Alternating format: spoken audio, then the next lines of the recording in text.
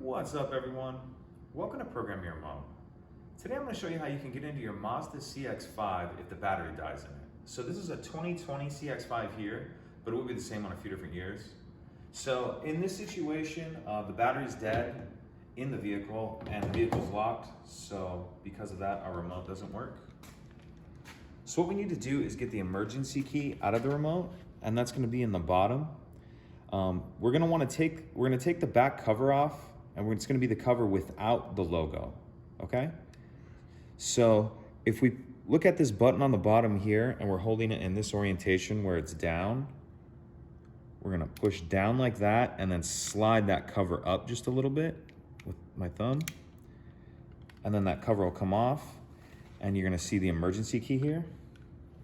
Then what we want to do is put that in the slot and then turn it once to the right. You can open that, and now you can pop your hood so you can charge your battery or change it, whatever you need to do. So if you have any questions, please let me know. If you could take a second to like and subscribe, it helps us out, and I'd appreciate it. Thank you.